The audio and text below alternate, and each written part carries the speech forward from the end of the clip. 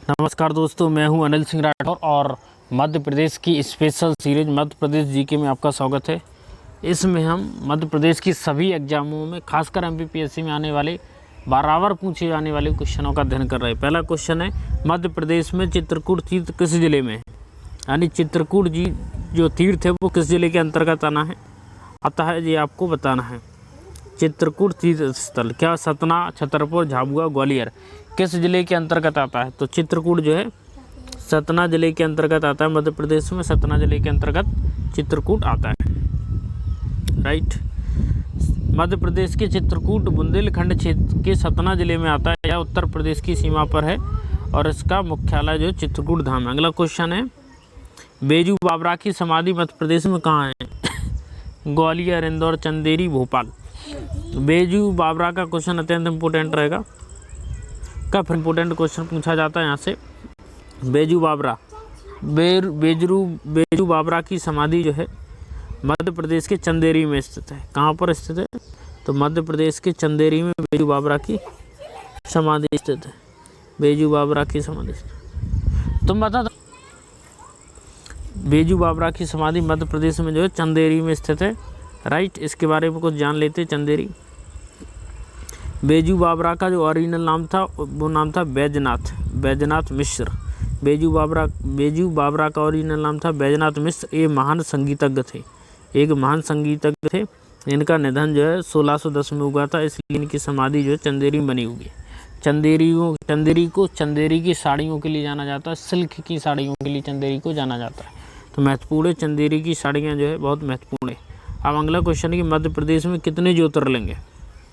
तो ये क्वेश्चन बहुत महत्वपूर्ण है, बताइए कितने ज्योतिर्लिंग है?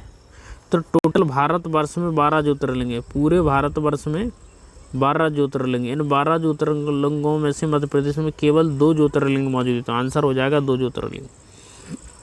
एक उज्जैन में महाकालेश्वर ज्योतिर्लिंग, है और एक है खंडवा में ओंकारेश्वर ज्योतिर्लिंग। तो खंडवा और उज्जैन 2 जगह ज्योतिर्लिंग है मध्य प्रदेश में। तो मध्य प्रदेश में केवल 2 ही ज्योतिर्लिंग है। मध्य प्रदेश में आपको 2 ज्योतिर्लिंग देखने को मिलेंगे। पहला ज्योतिर्लिंग जो है वह उज्जैन में खंडवा में देखने को मिलेगा महाकालेश्वर के नाम से।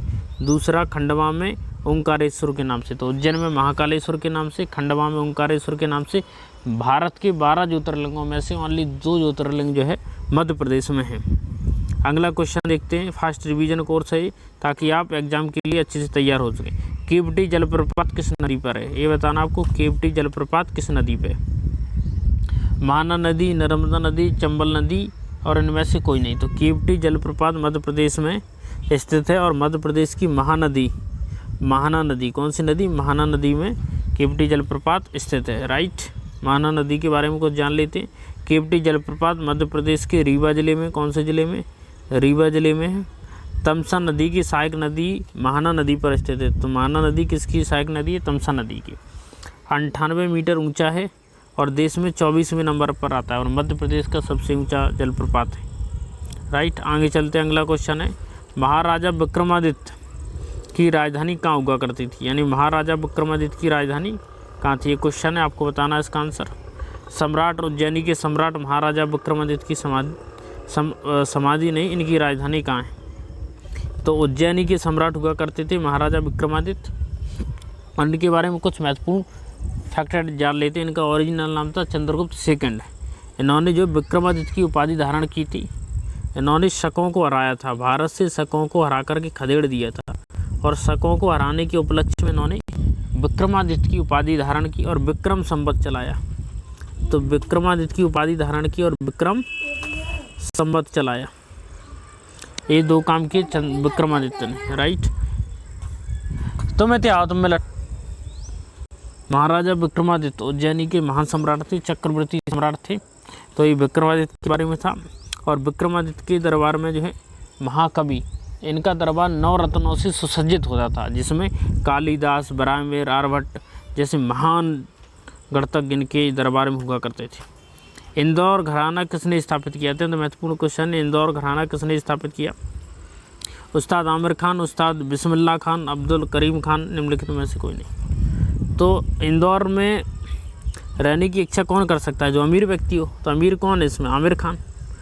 आमिर खान भाई, इंदौर में रहने का ख्याल किसको आ सकता है? जो अमीरों का ही सपनों का शहर है इंदौर, बड़ा शहर है, economic capital of Madhya Pradesh, Madhya Pradesh की आर्थिक राजधानी है। तो आमिर खान, उस्ताद आमिर खान, ये एक्टर आमिर खान नहीं, उस्ताद आमिर खान इंदौर घराने को इन्होंने स्थापित किया था। और उस्ताद आमिर खान जो है ख्याल गान से संबंधित है। किस गायन से संबंधित है? तो ख्याल गायन से संबंधित है। ये भी मालूम होना चाहिए किस गायन से संबंधित है? ख्याल गायन से संबंधित है। अगला क्वेश्चन, मध्य प्रदेश के उस्ताद आमिर खान क्यों प्रसिद्ध हैं? बताओ। सितार वादक होने के कारण, शहनाई वादक होने के कारण, ख्याल गायन से संबंधित होने के कारण। तो अभी इस बात को हमने डिस्कस किया कि जो आमिर खान है, उस्ताद आमिर खान है, वो किससे संबंधित है? ख्याल गायन से संबंधित है। तो इसका करेक्ट आंसर रहेगा ख्याल गायन। उस्ताद आमिर खान जो है ख्याल गायन के लिए प्रसिद्ध है। अगला क्वेश्चन है, ग्वालियर का गुर्जरी महल किसने बनवाया था? ग्वालियर का गुर्जरी महल किसने बनवाया था? राजा मानसिंह तोमर ने जो है ग्वालियर के गुर्जरी महल का निर्माण करवाया था। मानसिंह तोमर कौन थे? गुजरात में तोमर वंश के शासक हुआ करते थे। सॉरी, ग्वालियर के अंतर्गत, गुजरात भूल गया, ग्वालियर के अंतर्गत तोमर वंश के शासक हुआ करते थे। ग्वालियर के किले का निर्माण जो है, ग्वालियर के किले का निर्माण 570 AD में राजा सूरसेन या सूरजसेन ने करवाया था। और बाद में इस पर मुग़लों का, तोमरों का शासन रहा। और तोमर वंश में जब राजा मानसिंह तोमर का शासन रहा तो उन्होंने अपनी प्रेम का के लिए गुजरी महल का निर्माण करवाया था। एक गुजरी महल हरियाणा के हिसार में भी है, लेकिन उसका निर्माण जो है मोहम्मद बिन तुगलक ने करवाया था। तो वो भी आपको मालूम होना चाहिए। आगे चलते हैं, सहस्त्रधारा जलप्रपात किस नदी पर है? तो सहस्त्रधारा जलप्रपात मध्य प्रदेश में बहुत ही इंपॉर्टेंट रहते हैं। तो सहस्त्रधारा जो जलप्रपात है वो नर्मदा नदी पर स्थित है। नर्मदा नदी की सहायक नदियाँ और प्रमुख जलप्रपात आपको रटे होना चाहिए। चंबल नदी पर राष्ट्रीय चंबल अभ्यारण्य स्थित है, जिसमें घड़ियालों का संरक्षण किया गया है। चंबल, और चंबल नदी को अपनी रेवाइन के लिए जाना जाता है, खड्डर भूमि के लिए जाना जाता है। किसके लिए जाना जाता है? खड्डर भूमि के लिए जाना जाता है, रेवाइन के लिए जाना जाता है। राइट। ताप्ती नदी, माही नदी और नर्मदा नदी, ये पूर्व से पश्चिम की ओर बहने वाली नदियाँ, ये आपको मालूम होना चाहिए। निम्नलिखित में से कौन सा शहर प्रसिद्ध राजा कीर्तिवीर अर्जुन की राजधानी था? यानी कीर्तिवीर राजा जो अर्जुन थे, राजा कीर्तिवीर अर्जुन, जिन्हें सहस्त्रबाहु के नाम से भी जाना जाता है, इनकी राजधानी कौन था? तो इनकी राजधानी था महेश्वर। खंडवा के अंतर्गत आता महेश्वर। तो राजा कीर्तिवीर अर्जुन की राजधानी था। राजा कीर्तिवीर के संबंध में कहानी प्रसिद्ध है। इन्हें सहस्त्रबाहु के नाम से जाना जाता है। किसके नाम से जानता है? सहस्त्रबाहु। सहस्त्रबाहु का मतलब होता है 100 भुजाओं वाला। 100 भुजाओं वाला क्यों? क्योंकि इनकी 100 भुजाएँ थी। इन्होंने वरदान में 100 भुजाएँ इन्हें प्राप्त हुई थी। और इनके पास एक स्वर्ण रथ हुआ करता था, जिससे ये उड़ा करते थे, और इन्होंने आतंक पैदा कर दिया था। राइट। एक बार क्या हुआ कि लंका अधिपति रावण, लंकेश जो है, मध्य प्रदेश के ऊपर से गुजर रहे थे। और उसी समय राजा कीर्तिवीर अर्जुन अपनी, इन लोग कहा जाता है कि इनकी 500 रानियाँ थी, रानियों के साथ जो है जंगल में भ्रमण करने निकले थे। तो इन्होंने नर्मदा की धारा को अपनी 1000 भुजाओं से रोक रखा था, ताकि इनकी रानियाँ खेल सकें, मस्ती कर सकें, एंजॉय कर सकें।